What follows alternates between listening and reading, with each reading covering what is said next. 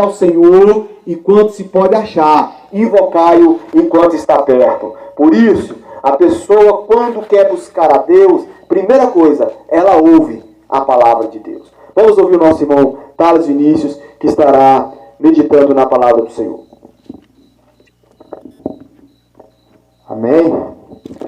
Eu também quero cumprimentar a cada morador, cada família aqui do povoado de Cansanção com uma boa noite na paz do Senhor Jesus Cristo. O meu coração se enche de alegria por essa rica oportunidade que nós temos de vir aqui e, através desse aparelho de som, anunciar o Evangelho de Jesus Cristo. Sabe, meu irmão, que hoje em dia é muito comum as pessoas ligarem som alto, né? Agora, o que me deixa feliz é que o som alto dessa noite, o propósito dele não é propagar músicas imorais, músicas mundanas, músicas que sujam a imagem da mulher, enfim, é isso que nós estamos acostumados a ouvir. Mas meu coração se alegra porque nessa noite o som aqui ele emite a palavra do Senhor Jesus Cristo.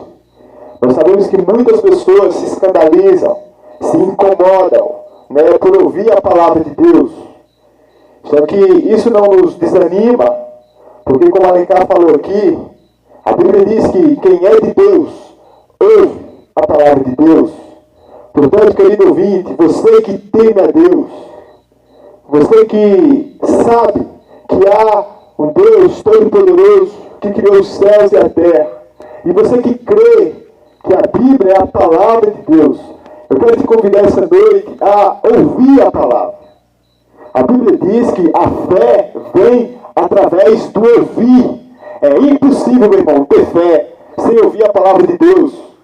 Eu vejo muitas pessoas falando que têm fé, que são pessoas de muita fé, mas nunca ouviram, nunca entenderam e não compreendem a palavra. Então o que essa pessoa tem, na verdade, não é fé. Porque a fé bíblica, a fé de acordo com a palavra de Deus, ela é produzida através da audição, através de se ouvir a palavra de Deus. Portanto, meu irmão, ouça nessa noite. Nós não estamos aqui porque nós não temos o que fazer. Muito pelo contrário. Assim como você, nós trabalhamos, sustentamos nossas famílias. Mas o que nos move a esse lugar é porque a maior necessidade, querido ouvinte, do ser humano é ouvir a palavra de Deus. Talvez você enfrente muitas dificuldades na sua vida. Talvez você tenha problemas com dívidas, o dinheiro não dá, todo mês é uma agonia. Ou então talvez você tenha problema com enfermidades, é uma tribulação, doenças, remédios caros. Mas escute isso, a maior necessidade sua não é de cura, não é de dinheiro. A maior necessidade do ser humano é de ouvir a palavra de Deus. A gente vive um tempo, uma geração, onde as pessoas não dão importância, onde as pessoas não se voltam para Deus. A gente vive uma geração pós-moderna, uma geração da tecnologia, onde as pessoas querem saber do aqui e do agora, e se esqueceram do seu Criador. Ô, meu irmão, mas se você teme a Deus, eu te convido a ouvir a santa e gloriosa palavra. Sabe de uma coisa? Nós não estamos aqui em nome de uma religião, em nome de uma doutrina. Nós estamos aqui, meu irmão, em nome de uma pessoa, Jesus Cristo, Filho de Deus. Então vamos meditar em sua palavra nessa noite. Eu vou abrir um texto aqui do Evangelho segundo João, livro de João, capítulo 3. João 3:16 diz o seguinte: porque Deus amou o mundo de tal maneira que deu o seu Filho unigênito, para que todo aquele que nele crê não pereça, mas tenha a vida eterna. Vou ler mais uma vez. João 3:16 diz assim: Porque Deus amou o mundo de tal maneira que deu o seu Filho unigênito, para que todo aquele que nele crê não pereça, mas tenha a vida eterna. Amém? Eu não sei qual é o seu relacionamento com a palavra de Deus, com a Bíblia. Talvez você seja um leitor constante. Talvez você tenha o costume de ler diário, frequentemente, a palavra de Deus. Ou talvez você seja um leitor com menos frequência. Ou então você seja uma pessoa que nunca leu a Bíblia na vida. Eu quero te dizer uma coisa. Nesse momento, nós acabamos de ler um resumo, uma síntese de toda a palavra de Deus. Com certeza você já viu uma Bíblia. Ela é grande, ela é grossa, tem muitos livros, muitas palavras nela. Mas toda essa Bíblia, ela poderia ser resumida em um texto. Foi o texto que nós acabamos de ler. Aqui está o coração do Evangelho. Aqui está o resumo, do que Deus fez e do que Deus faz ainda hoje em prol do ser humano. Então vamos meditar nesse texto, querido ouvinte.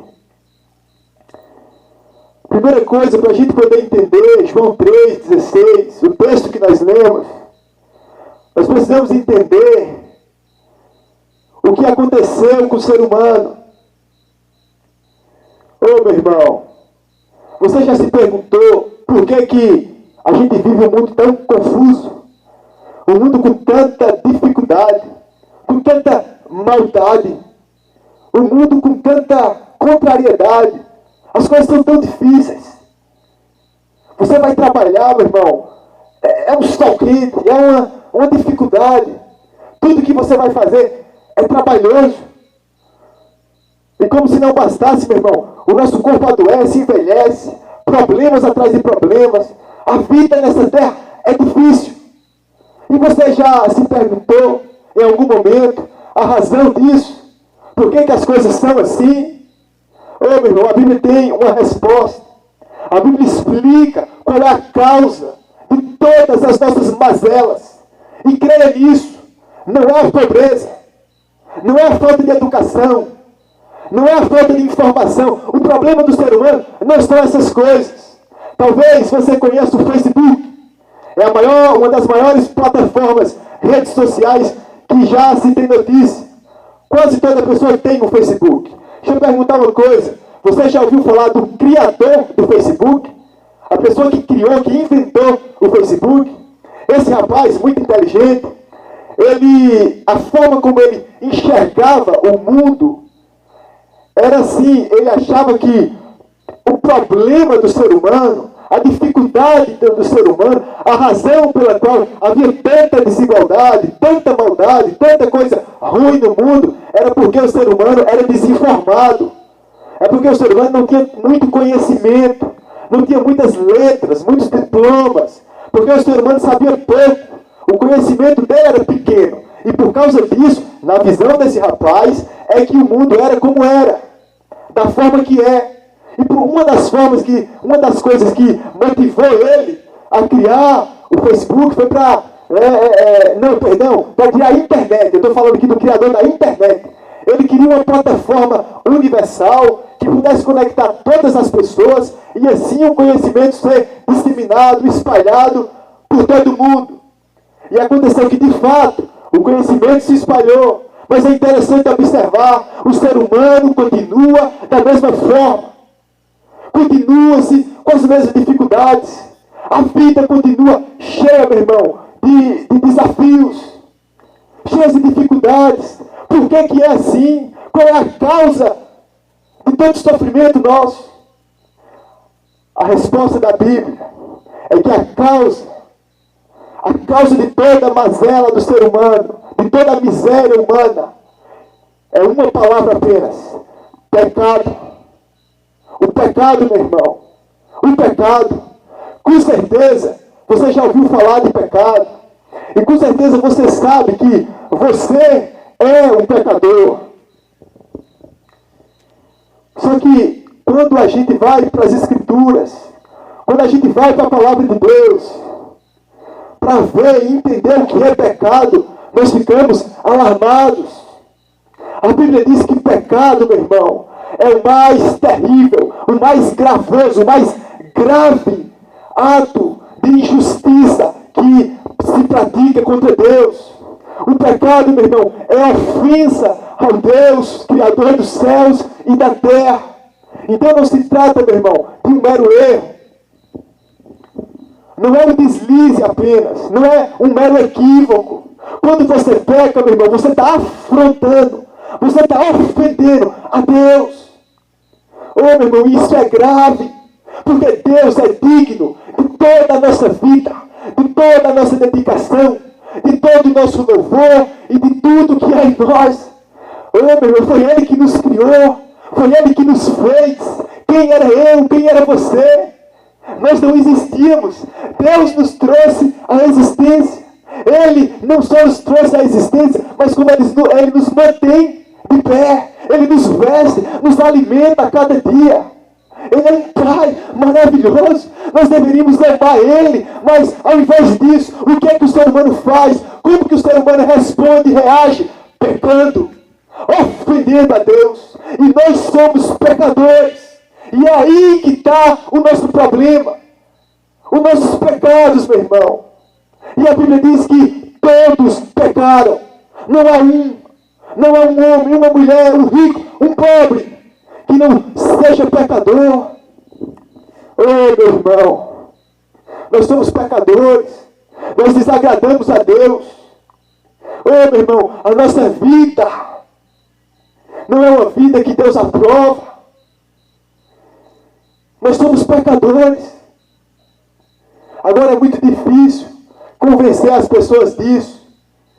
Porque o orgulho no coração do ser humano leva a pessoa a pensar que ela é justa, que ela tem boas obras, que ela é uma pessoa boazinha, que ela merece, que ela vai na igreja, vai na missa, dá uma cesta básica. E isso leva a pessoa a pensar que ela é justa.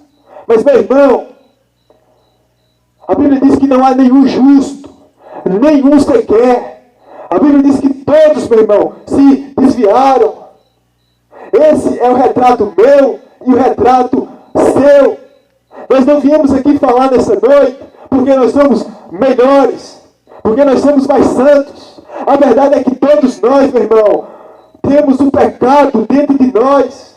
E que por causa disso, a Bíblia diz que a ira de Deus está sobre a cabeça de todo pecador. Sim, meu irmão, Deus se ira.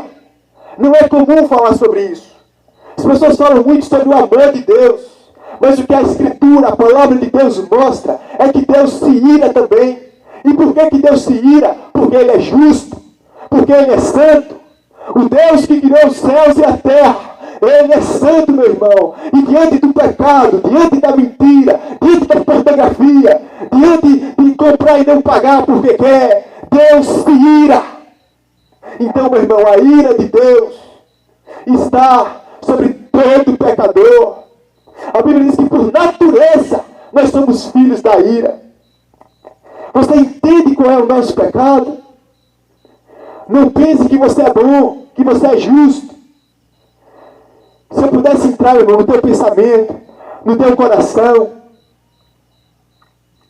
e extrair os pensamentos dele, e colocar em um DVD, e expor em um telão para todo mundo ver, nunca mais na vida tu colocaria tua cara na rua.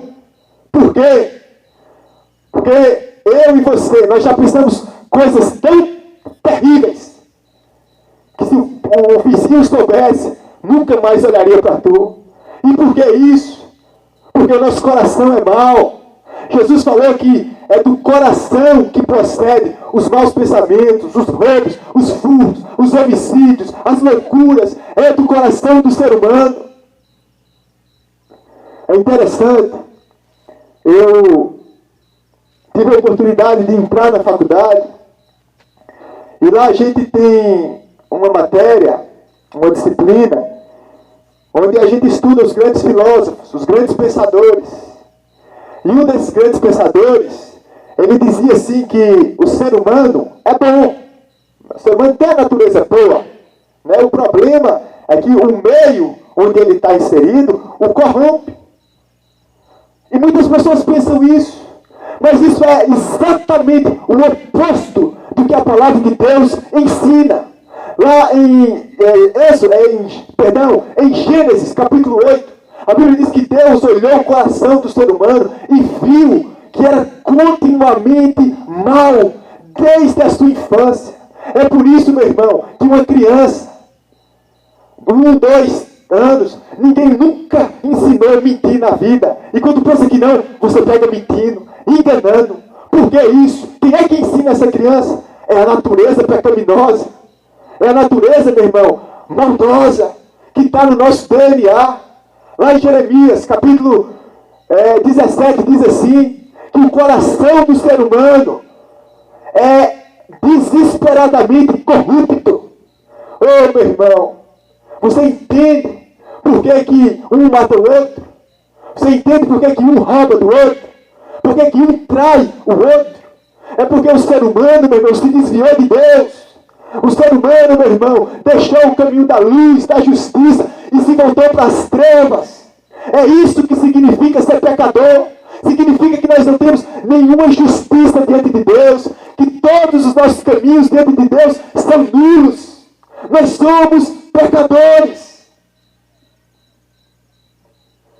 E o pior, a Bíblia diz que por causa que nós temos pecadores, a ira de Deus está sobre nós. E a terrível ira de Deus consiste, meu irmão, em abandonar o pecador para sempre. E é por isso que existe o inferno. O inferno é um lugar onde a ira de Deus é consumada. E é para lá que todo pecador está indo, meu irmão. Aí você pergunta, mas como é que tu tem certeza que isso é verdade? Como é que tu tem certeza que existe inferno? Como é que tu sabe disso? É interessante que nós não temos conhecimento sobre muitas coisas. Por exemplo, você não conhece muito sobre medicina, sobre farmácia, sobre remédio. Aí quando você fica doente, o que é que você faz? Você se apoia em uma pessoa que tem conhecimento. É por isso que você vai no hospital. Você não sabe de saúde, mas o médico sabe. Você procura um especialista e você confia nele. Eu não sei muito, meu irmão, sobre a eternidade, sobre o porvir, mas eu tenho certeza que o inferno existe. Por quê? Porque o maior especialista sobre a eternidade, sobre o porvir, ele, Jesus Cristo, falou que o inferno é real. Aliás, sabe de uma coisa? Ninguém na Bíblia, nenhum personagem falou tanto de inferno quanto Jesus Cristo. Jesus é bom, ele é amor, ele é doce, ele é belo, mas ele também é realista. E ele fala a verdade. E a verdade, segundo Jesus Cristo, é que tombou aqui, meu irmão, nessa vida, desceu o 7 palmos, existe uma realidade, céu ou inferno. E o que está reservado para todo pecador, de acordo com a palavra de Deus, é inferno. Por conta da nossa maldade, nós merecemos ser condenados. Mas, embora seja essa a triste realidade do ser humano, nós não viemos aqui apenas com más notícias. Muito pelo contrário. A razão de nós virmos aqui é porque existem boas notícias para o pecador. Oh, meu irmão, existe, meu irmão, um evangelho glorioso do Senhor Jesus Cristo. E todo ser humano precisa ouvir isso, meu irmão. Porque do contrário, não há solução nem salvação para os nossos pecados. E qual é essa boa notícia? No que é que consiste essa notícia boa? Aí nós entramos no texto que nós lemos, que diz que Deus amou o mundo de tal maneira que deu o seu Filho unigênito, Jesus Cristo, para que todo aquele que nele crê não pereça, mas tenha a vida eterna. Oh, meu irmão, que mensagem doce. Oh, meu irmão, que mensagem maravilhosa. Imagina se eu chego aqui em Conceição e anuncio aqui esse povo doido, né? Que eu acho que o povo pensa que a gente é doido. Então imagine se eu chego aqui e falo que você aí, em sua casa, acabou de ganhar na Mega Sena, da virada. Meu irmão, você não ia comprar uma caixa de fogos e sair estourando aí de alegria? Por quê? Porque a notícia é boa. Mas o que eu estou trazendo aqui nessa noite, meu irmão, é uma notícia muito, muito, muito melhor. Eu não estou falando da tua vida, meu irmão, aqui e agora. Eu estou falando da tua eternidade. O texto diz que Deus amou. E o amor de Deus não foi manifesto só em palavras, foi manifesto em atitude. Deus manifestou o seu amor, enviando o seu Filho ao mundo, enviando Jesus Cristo. Oh, meu irmão, aqui está o amor de Deus, no que Ele fez para poder nos perdoar. Era necessário que Jesus viesse. Por quê? Porque Deus é justo. E em sua justiça, Deus não pode deixar impune os nossos pecados. Essa mentira que tu mentiu antes de ontem. Oh, meu, esse calote que tu deu no teu vizinho semana passada. Isso aí Deus não pode deixar, meu irmão, porque Ele é justo. Deus odeia o mal. Ele precisa punir os pecados. E é nisso que consiste o amor de Deus. Para Ele ser amoroso e para Ele manifestar o seu amor, Ele não deixou de ser justo. Ele foi ao mesmo tempo justo e amoroso. Ou seja, Ele puniu os pecados ao mesmo tempo que salvou o pecador. E como que Ele fez isso? Isso só é possível ser feito na pessoa de Jesus Cristo. Porque quando Jesus Cristo veio a esse mundo, meu irmão, Ele curou sim. Ele ensinou sim, mas a maior obra que Ele realizou não foi curar nem ensinar. A maior obra que Jesus Cristo realizou foi morrer na cruz do Calvário. Sim, meu irmão, ser pendurado lá como malfeitor, como se fosse um criminoso. Por quê? Por que isso? Talvez você saiba que Jesus morreu numa cruz. Talvez você já tenha até assistido o filme da Sexta-feira da Paixão, onde você vê ali tanto sangue, tanto sofrimento. Mas por que foi necessário Ele morrer? Porque, meu irmão, anote isso. Coloque isso no seu coração. Na cruz do Calvário, Jesus Cristo, Ele estava assumindo a minha e a tua culpa. A culpa pelo pecado, meu irmão. A culpa por ser rebelde, desobediente. A culpa por não respeitar os pais. A culpa por trair a esposa. Jesus Cristo, meu irmão, estava tomando sobre si essa culpa na cruz do Calvário. E por isso que Ele foi esmagado, moído. Porque Deus estava despejando toda a sua ira contra o pecado. Lá em Isaías está escrito que Ele foi moído pelas nossas transgressões. Cristo estava ali, meu irmão, sofrendo a punição, para que essa punição não recaísse sobre mim e sobre você. É nisso que manifesta o amor de Deus, que Ele nos amou a tal ponto de entregar o que era de mais precioso para Ele, o seu próprio Filho, o Filho amado, Jesus Cristo. Foi para isso, meu irmão, que Ele veio ao mundo, para assumir a nossa culpa. Toda a punição que os nossos pecados demandam, Jesus Cristo padeceu na cruz. É por isso que o evento, meu irmão, mais importante dessa história é aquela cruz. A Bíblia diz que eram 3 horas da tarde, o sol escureceu, o chão tremeu. O que é que estava acontecendo? A ira do Deus Todo-Poderoso estava sendo despejada em seu próprio Filho, para que pecadores miseráveis, como eu e como você, pudéssemos ser livres da culpa, pudéssemos, meu irmão, viver em novidade de vida, pudéssemos, meu irmão, ser livres da corrupção, da maldade. Oh, meu irmão, e é por isso que nós viemos até aqui e anunciamos isso para todo mundo ouvir. Porque, meu irmão, o destino de todo ser humano é o inferno. É para lá que a humanidade caminha. E só existe uma solução, um jeito. A salvação que há em Cristo Jesus. Agora, eu já estou concluindo. Como que uma pessoa toma posse dessa salvação? Como que essa morte de Jesus Cristo se torna real na vida da pessoa?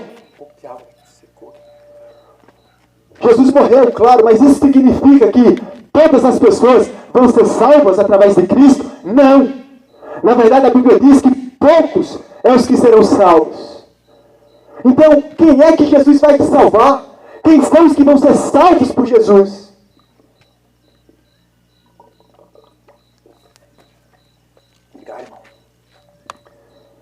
Aí a gente volta para o texto que a gente leu. Porque Deus amou o mundo de tal maneira que deu seu Filho para morrer naquela cruz, para que todo aquele que nele crê não pereça. Ou seja, quem são os que não vão perecer? Aqueles que creem. Todo aquele que nele crê. Oh, meu irmão, o sangue de Jesus Cristo só purifica, só justifica os que creem nele. Agora, presta atenção. O que é crer? Você precisa saber disso. Por exemplo, como é que você vai avaliar a sua própria vida? Se você é um salvo ou não. É se você crê ou não. Mas o que é crer? E se tem uma palavra que perdeu o sentido nos nossos dias, foi essa palavra, crer. O que é que significa crer?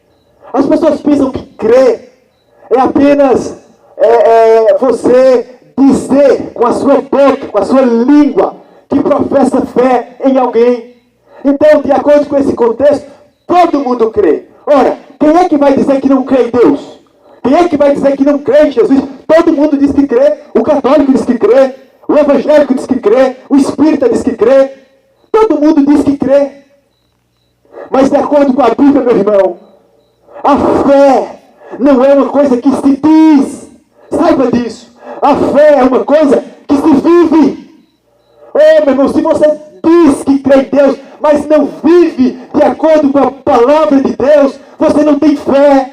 Você está mentindo a si mesmo. Você está se enganando. Eu e a Alencar, nós somos evangélicos. Só que nós sentimos vergonha em muitos aspectos da igreja evangélica hoje. Porque a maioria está ali. A maioria frequenta, vai aos cultos, dá o dízimo. Mas no fim das contas, meu irmão, eles não creem, sabe por quê? Porque eles não vivem. Porque eles não se submetem à palavra de Deus. A vida deles é torta.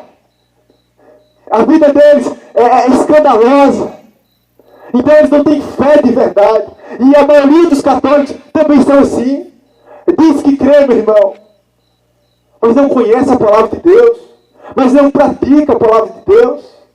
A fé que salva, querido ouvinte, saiba disso.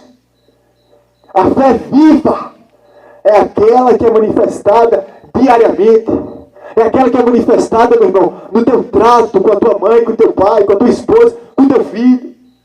Oh, meu irmão, a fé verdadeira, ela é acompanhada de arrependimento, de mudança, meu irmão. Pecava, mentia, roubava, para de fazer, muda de direção, muda de vida e deposita toda a sua confiança em Deus. A pessoa que crê verdadeiramente em Cristo Jesus, ela não confia em suas obras, ela não confia na sua justiça própria, ela coloca toda a sua confiança nos méritos de Jesus Cristo. Essa é a fé que salva, meu irmão, a fé que muda, que transforma. E nessa noite, Cristo, Ele convoca todo e cada pecador a se arrepender dos seus pecados, a reconhecer que é um pecador, que está debaixo da ira de Deus, que é digno do fogo do inferno, mas também a confessar, a crer que Deus amou o pecador e enviou Jesus Cristo, o seu Filho, para que nós pudéssemos crer nele e crendo nele ter vida eterna. Oh, meu irmão, crê em Jesus Cristo. Olhe para esse mundo. O que é que esse mundo pode oferecer? Aqui quem está falando, meu irmão, é um jovem, 22 anos. Eu sei o que é o mundo. Eu sei o que é beber, o que é raparigar. Eu sei dessas coisas. Mas essas coisas nunca me satisfazeram, nunca me trouxeram satisfação. Essas coisas nunca preencheram o meu ser. Porque esse tipo de vida é uma vida longe de Deus. É uma vida de alegria passageira. Oh, meu irmão, mas a vida verdadeira está em Cristo Jesus. Oh, meu irmão, a vida eterna está em Cristo. Portanto, meu irmão, se arrependa e volte-se para o Filho de Deus. E volte-se para Deus. Jesus falou: vinde a mim, todos que estáis cansados e oprimidos, e eu vos aliviarei. Jesus falou: aquele que vier a mim, de maneira nenhuma o lançarei fora. Oh, meu irmão, deposite a tua confiança em Cristo. Eu não estou te chamando a mudar de religião, meu irmão. Eu não estou te chamando para vir para a placa da minha igreja. Eu estou te chamando a uma mudança de vida, a manifestar a tua fé, confiança em Deus, em uma vida prática, em uma vida de devoção a Deus, em uma vida transformada. Vai, Senhor, eu sei que você é pecador, porque eu também sou. Eu sei que nós somos fracos, nós somos cheios de vícios. Mas quando a gente vai ao Senhor e deposita nele a nossa confiança, ele nos salva. Então, meu irmão, vá ao Senhor Jesus Cristo, porque fora de Cristo não há salvação.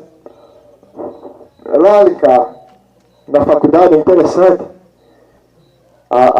Como eu estudo direito, a maior lei que o país tem é a Constituição Federal.